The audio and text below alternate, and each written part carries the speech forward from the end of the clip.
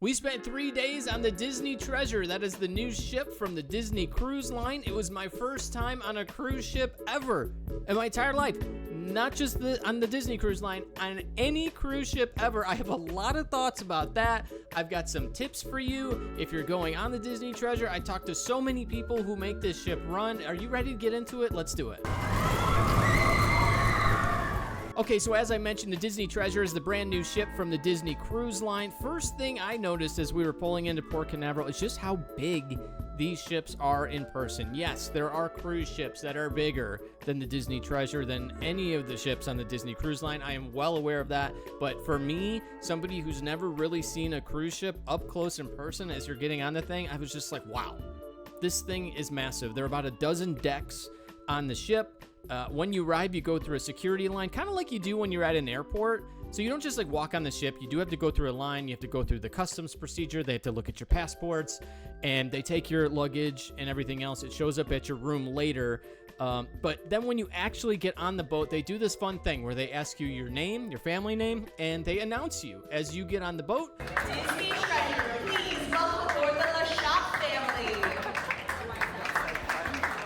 It's nice. It makes you feel like, oh, I'm special, and I'm walking on this gigantic boat. The first thing you walk into the Grand Hall. The Treasure's Grand Hall is themed after Aladdin. You'll see an Aladdin statue, some other touches around the space. There's this beautiful staircase that goes up multiple levels. It's really impressive. And this being the first time I was on a cruise ship, it was a little intimidating to find my way around right at the beginning. It was just like, wow, am I going to be able to conquer this thing? We went to our room first, and I want to show you our room. This was a stateroom with a veranda, and it was bigger than I thought it would be. It's got a bed, the couch converts into a bed, and there's a bunk that comes down on top of that at night. So they actually bring a bunk bed down. You don't do that. The attendant for your room, when you go to dinner every night, they will come in and they will turn down your beds. It's a super nice service that they do. And we found there's also a Murphy bed too that comes down on the other end of the room. So for 4 people, we definitely had more than enough space. We had an extra bed even if we wanted it. But the veranda, the balcony, seats a couple people as well. It was super nice. It was really nice having a balcony to go out there, especially when you're at sea. You can sit out there and you can see the water. It was just really cool to have that, to be able to sit out there and really feel the breeze and everything at night. That was cool. All of the rooms on the ship, the walls are made of metal, and you can buy these. I wanted to show you this. Alan Delinka over at Mouse Planet gave me this tip. These are hooks. I'm going to show you. See this here? Oh, see if it'll focus. There it is.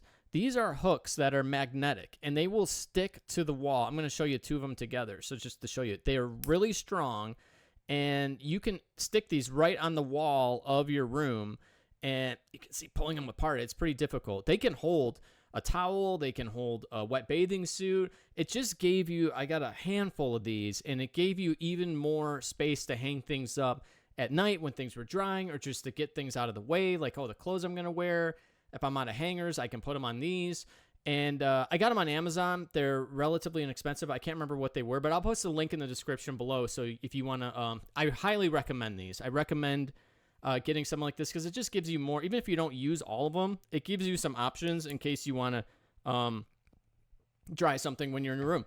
The other thing I wanted to mention is what you can't bring on board, because I bought this other thing that was like a shoe rack that you hang over the door in your room, and it's got these little compartments where you can put shoes in it, you can put your toiletries in it, whatever. And I got this little note in my luggage. When I got to the room, I opened my bag, and I had a note that my bag was searched because you are not allowed to bring these type of hooks. These came with the shoe rack thing that I had, and these go over the door. So you would like put it over your bathroom door. You know, these go over the door, and then the shoe rack thing hangs on the other side of this, and you can't have that. That's a no-no to have on the ship. And I got a friendly note saying, hi, guest. It's great to have you on board the Disney Treasure. For your information, one of the items of yours could not make it on board for safety and security reasons. And I got this note saying you can get these on your way off the ship, but you can't bring them on. So I didn't know that. I didn't try to sneak them on or anything like that. I just didn't know, and said, have a magical day. We took your stuff. So that's what happened. So I'm just telling you, if you don't want your bag searched, don't bring these on there, because they will find them and they will take them off. Okay, so moving through the rest of the ship, the top deck of the ship features this gigantic video screen. They call it funnel vision. This thing blew me away. I don't know how, I meant to ask just how big this thing is, but it's got to be about 20 feet across or so. It plays Disney movies most of the day. There's always content playing on this thing. But the coolest thing about the screen was just how bright it was. You can see this screen all times of the day. No matter how bright the sun is, it is just really incredible technology. You ever at a bar or a restaurant and you see the outside TV and they have to put it under shade and everything because if the sun's shining on it, you can't see the game or whatever is playing on the screen? This thing, bright sun, no shade, anything, and it was perfectly clear all the time. And we found ourselves sitting around in the chairs and watching content on this a lot of the day. When you're just tired, you're like, all right, I just want to watch some of this movie. My kids were eating an ice cream, watching the movie. I thought that was a really cool thing to have that right there, boom, in the middle of the action happening on the top deck. Funnel vision was awesome. Most of the pools on board, though, this is one thing I will tell you, they're pretty shallow. Some of these pools are just a foot deep or so it's just a few inches deep. And I guess it makes sense because a lot of the guests on a Disney cruise are young kids, right? You've got really young kids aboard the ship. There are a couple pools that are about 4 feet deep, but those were more like round whirlpool type pools. They weren't whirlpools. They didn't have like jets in them or anything like that. But there wasn't like a big pool where you could go in and like throw a ball around or go in and play a game of water volleyball or anything like that. That's the one thing I felt was missing on this, was like, I wish there was just a bigger pool that people could stand around in or even swim in, but they don't have that on board this ship. I'm not sure if the other Disney cruise lines have bigger pools, but I felt like that was lacking, especially my kids are 14 and 12. They like pools. You know, they like bigger pools. But if I had a lot smaller kids and younger kids, I think I would appreciate all the spaces where there was almost zero depth or very shallow pools for them to just kind of splash around in. So they use this main top deck space for special events like the Let's Set Sail party as the ship is leaving the port for the first time. There was a pirate party one night. They even had a fireworks show from the top deck here. They fire these fireworks off from the top of the water coaster that's up there. I talked to Darren McBurney. He's the cruise ship's director, and he told me about how they are able to pull this off. When we first set up the ship, we wanted those differentiators from the other cruise lines. And after all of these years, we're still one of the only cruise lines that do the fireworks on a regular basis, pretty much on all of our voyages around the world. And as you saw last night, we tie it into a pirate party. Last night was our Pirates Rocking Parlay Party, a rock concert at sea, little special appearance by Captain Jack Sparrow, and then, of course, the fireworks. And that's part of my team, our fantastic technical team that work for entertainment in loading the fireworks, taking care of the fireworks, and then, as you sort of mentioned, making sure we work in conjunction with a bridge. The wind has to be a certain speed. If it's not a certain speed, we can speed up, we can turn around to create the wind, if that makes sense. Oh, interesting, yeah. And then hopefully to always make sure those fireworks go off, because it's such a huge, huge event. And I don't know if you, last night when I was looking around, there were quite a other cruise ships or other boats out there. I think they're kind of mooching off your fireworks show a little bit there. Like, yeah, hey. You know, what can we say? If they don't have fireworks, they may stay a little bit close, of course, within regulation distance, but some of them tend to, you do see a few lights in the distance on our fireworks. As for rides on the ship, the AquaMouse is probably the biggest attraction. It's a water coaster that runs throughout the top deck of the ship. I was able to capture my ride on it, and I wanted to show it to you. Here it is. So it's my first time on board the AquaMouse. This is the water coaster on top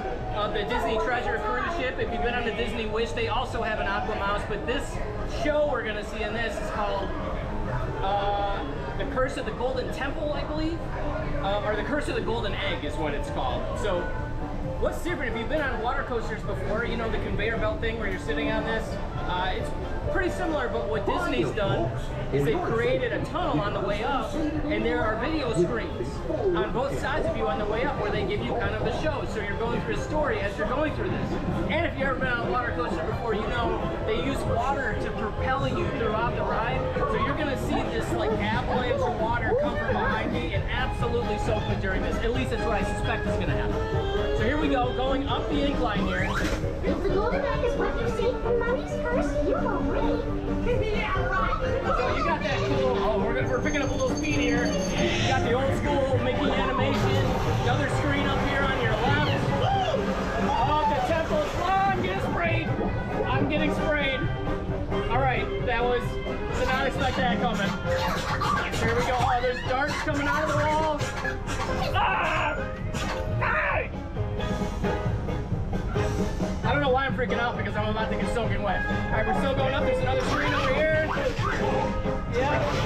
Ah, God. Hey! Woo! You can see the lighting effects in here as well, which is really neat. All right, here we go. Snakes.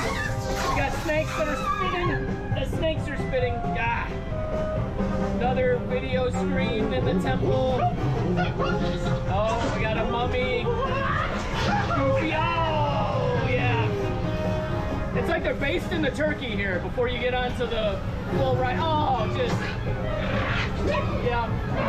This is on the 12th deck of the cruise ship, by the way, so it gets hot when you're out there on the Caribbean, so this actually feels kind of good. Well, the egg is hatched, and Donald Duck's in it, and we're getting to the top of the lift here. You see the water going.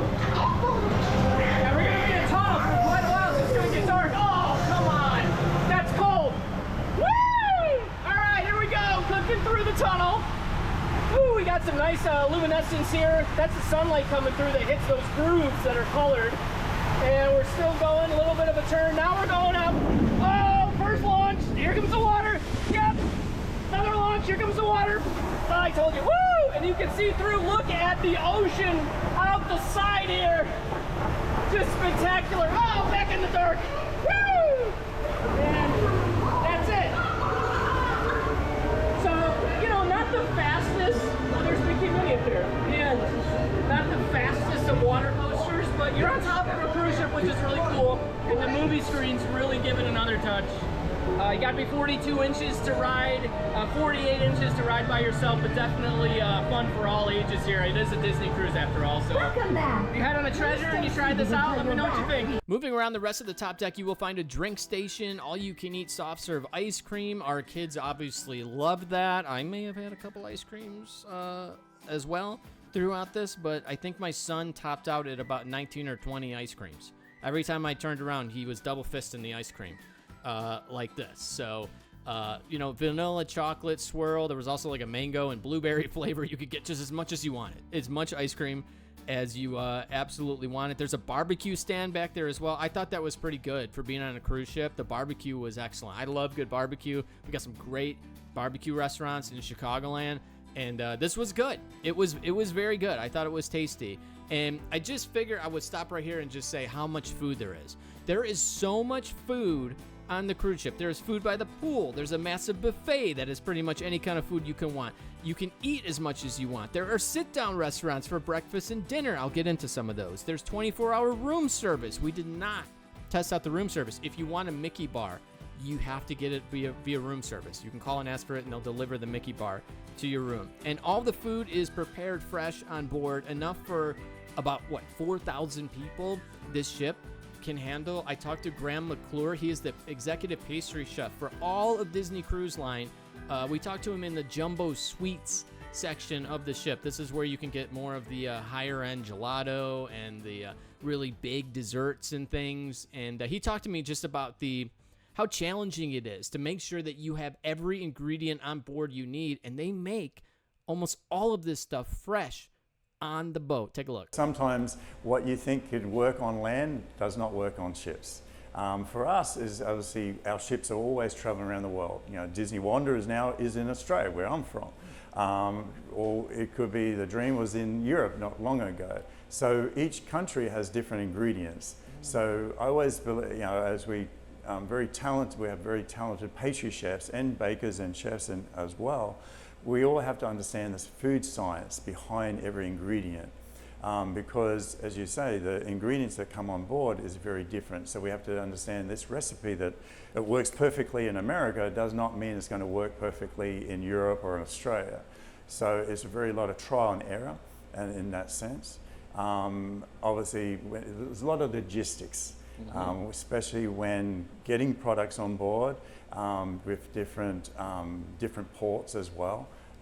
Where at home, on land, if let's say for example, you didn't receive the cream, that's okay, we can get it tomorrow. Well, for us, the ship's gone for 7 days or 14 days. We have to make sure that all our products are on board for our guests. On Disney Treasure, we have up to 4,000 guests on board, so including up to 1,600 crew members. So you're looking at, we're feeding nearly 6,000 guests with crew as well. Wow. So in Pastry and Bakery, we produce about 20,000 items a day. And then there are the shows. The Walt Disney Theater is the large theater at the front of the ship. They perform multiple Broadway caliber shows in this space. The standout to me was this new production, The Tale of Moana. This is the first time Moana has ever been performed on any stage. They worked on this for years. The story is phenomenal. It's about an hour long. The effects, the performances, the puppets in this are so good. And I was able to talk to one of the performers, Jodie Kimura. She is so good in the show. She has toured in Broadway productions before, and I got to talk to her a little bit. This was before I saw the show, but it was still good. I wish I could have talked to her after, because I have a million more questions about how they pulled some things off during this. But anyway, I talked to her, and it was a great interview. Take a look. There's a song that didn't quite make it into that original movie. Okay. That's on our stage as part of our show. We have these incredible puppets. This is spectacular. Yeah, so Michael Curry, who designed the puppets for Lion King, designed these puppets. And we have a crab puppet. We have like a baby Moana puppet that's amazing. And then this is, the piece de resistance, which is Te Ka, that transforms into Te Fiti on stage. Now, you told me you wanted to do this because it was Moana, particularly. What is it about the Moana story that resonates with you?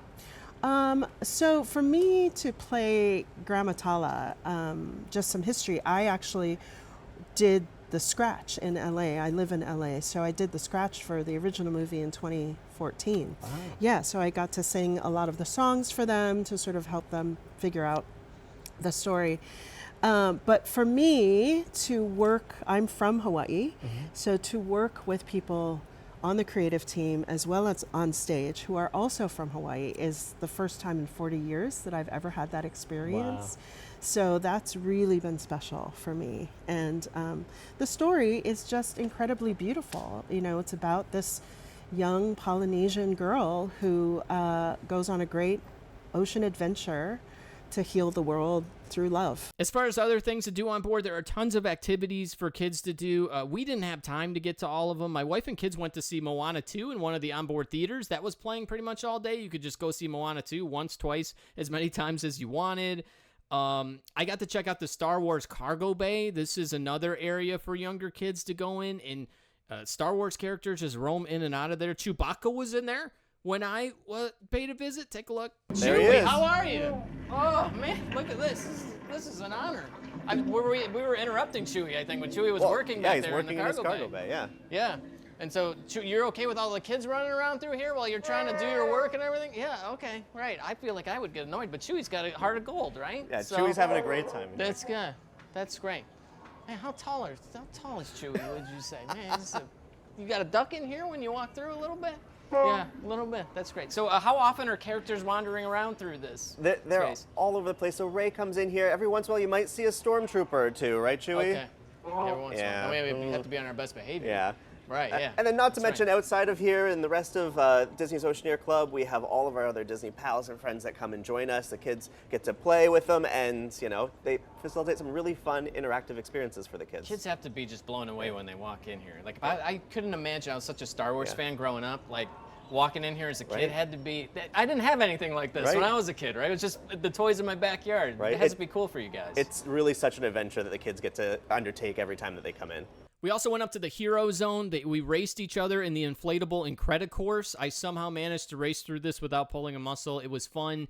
This area also has air hockey tables. They've got foosball tables set up. There's a basketball court when that inflatable course isn't all set up on there. There are also plenty of spots to grab a drink. Again, we were with our 12 and 14-year-olds, so we didn't really go to the bars and lounges much, but I was able to poke in on them and just kind of check them out and see how it looked. Periscope Pub has this really cool blue glowing ceiling. It's themed after 20,000 Leagues Under the Sea. The Skipper Society has a fun jungle cruise vibe to it. But the biggest highlight to me, the thing that everybody will be talking about, is the Haunted Mansion Parlor. This is really cool. They recreated the iconic Disney Parks attraction as a lounge, and every few minutes there's a show scene in the space. They start small, but slowly it gets longer and louder. I talked with one of the Imagineers who was tasked with bringing this space to life, and here's a little bit of our conversation. So how much of a challenge is that? You know, as an Imagineer, you think of the Haunted Mansion, that's like one of the holy grails in theme parks, right? I mean, it just is. It's one of the things, and so that's a little bit of pressure, right? Like, you want to recreate that on a cruise ship, and you want to do it right. Like, what was that whole process like? Oh, well, I mean, when we decided to go for it, and we're like, we're all in. We have to make it the best lounge experience it could be on a Disney cruise ship, and it has to be very authentic to the Haunted Mansion. And so we had to take the 7-minute ride-through experience and expand it to 45 minutes because you're going to be in this bar and lounge for a little while. And how we did that was decide, like, wherever you sit in the lounge, you might hear or see something different. And it's all like the attraction, driven by music and close-up magic and illusions. It's so cool, and I saw one of those illusions last night. You have this fish tank in here, and that's very significant because that's something that originally was planned to be in the Haunted Mansion and never made it, right? That's right, yeah. It was designed by Rolly Crump in the 1960s for Museum of the Weird. It was an attraction predecessor to the Haunted Mansion. When we were looking through the drawings, we found this this drawing that he did, and we're like, man, that would be an amazing centerpiece to this whole Haunted Mansion parlor. So our amazing team of talented illusion makers got to make it come to life, and wherever you sit on both sides, you'll see the fish materialize. That's so cool, and we have some stuff around us here, like anything Yeah. notable Oh, back I'd love here? to point out the 13-hour clock over here. Okay. So we have the Oh, Do you what know does what that mean? No. It's time for the swinging wake, and here's someone Oh my dying gosh. to meet Wow. you. Thank you. Thank you. This is he brought some spirits or non-spirits. It's zero proof. Okay. It's called Sympathetic Libations. Can I drink this? Yeah. Well. What's going to happen to me if I drink some of this? Well, you'll Do have we to cheers see. in the Just Haunted cheer Mansion? and then, Okay. Oh. I think you just set off an event, so I think it's time for us to get ready for the swinging wake. Shall we? Should we go? Okay, Yes. quick. Okay, all right. So you can get those drinks. That drink that I had there had no alcohol in it, so you can get zero proof drinks. Before 9 p.m., you can bring your whole family in there, but after 9 o'clock is when it is adults only. So it's adults only at that point. It takes about 45 minutes to see all the effects in action. And they told me they're not going to kick anybody out of the space per se, but when there's 4,000 people on the ship, everyone wants to see this. They're really encouraging people, like, once you've seen all the effects and you've seen the whole rotation, if you could kind of make your way out and give your seat over to people who maybe haven't been in there yet, it's just the nice thing to do instead of like spending 4 or 5 hours in there throughout the night. They're just kind of encouraging people to do that. That's what they told me, at least. The cruise ship did make one stop on our cruise at Disney's Castaway Cay. This is my first time on Castaway Cay, too. This is in the Bahamas, Disney's private island in the Bahamas.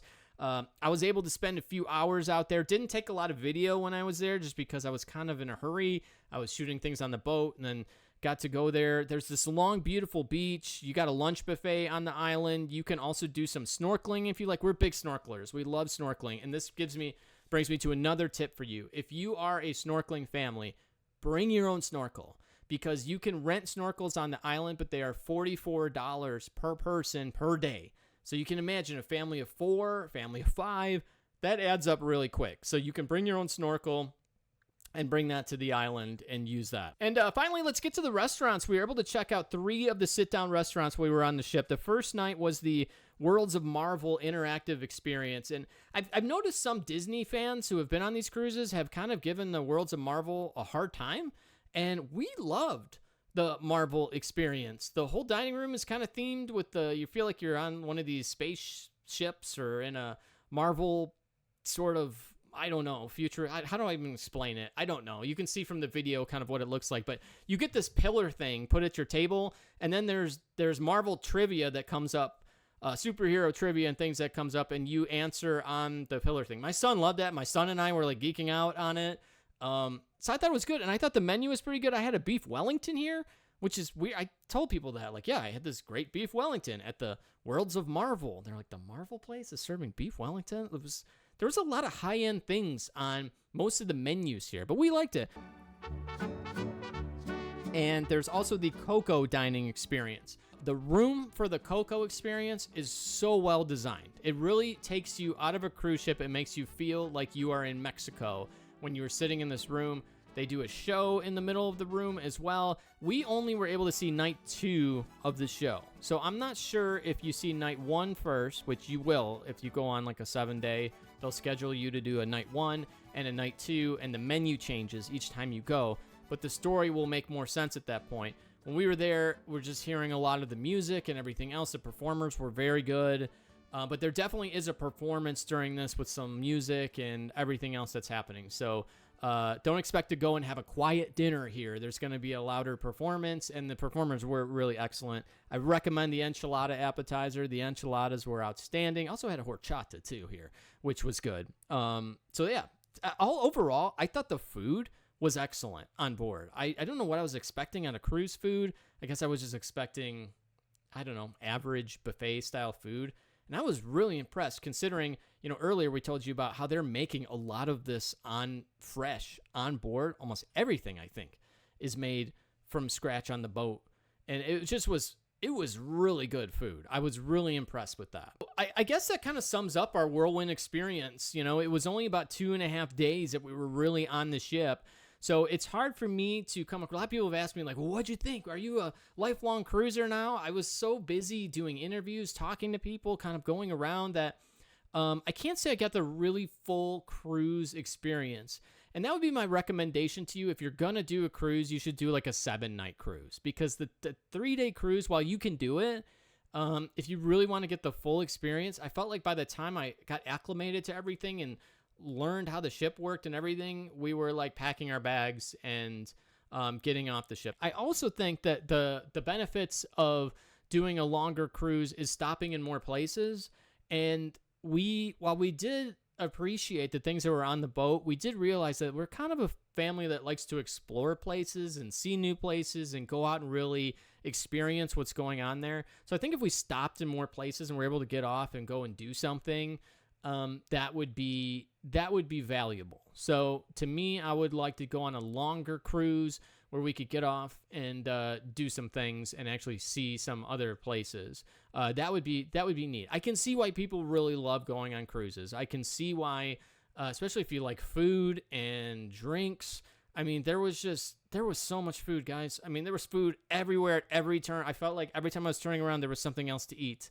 And so that way I was kind of relieved that I was only on the boat for 2.5 days, because I was like, wow, I need to take a break from this. But I'm just curious to know what you think. Have you been on the Treasure? Are you planning to go on the Treasure? Have you been on another Disney cruise line? Have you been on any other cruise line? Tell me, what are your tips for cruising? What do you think? For somebody like me who's been on one, if I should go on another one, where should we go? What cruise line should we go on? What are your tips or your favorite Disney cruise line ships? I got a lot of messages from people who are like, oh, we love this one. We love this. We liked the Wish. We liked the Dream. Is the Dream one of them? I'm so sorry. I should know all these by now. But I will just say this too. And my wife told me this as well, because I kept saying to my wife, I said, this just can't top the parks. Like this can't. And my wife said to me, she's like, not everyone likes theme parks as much as you do. It's just so true, right? But I'm just a theme park guy. And we bookended each side of this trip with visits to the parks. And it just made me appreciate the parks. How you're walking and you're experiencing rides and you're doing stuff.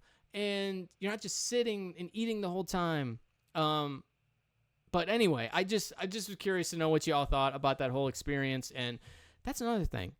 They got water coasters on these. Why not a dark ride? Can you put a dark ride somewhere on the ship? Like, blow out a couple of these bars and lounges and put like a cool dark ride on the ship. Why can't you build like a Haunted Mansion type thing that is on a cruise ship, right? Somebody's going to do that. I think somebody's going to do that, and you're welcome for the tip to do it. So anyway, let me know what you think. Leave a comment below. Don't forget to follow me everywhere. TikTok, X, Facebook, Instagram. I'm at Marcus Leshock. You can find me very easily for there. Thanks for watching if you watch this entire thing. And let me know what you think about the ship if you go on it. Peace out.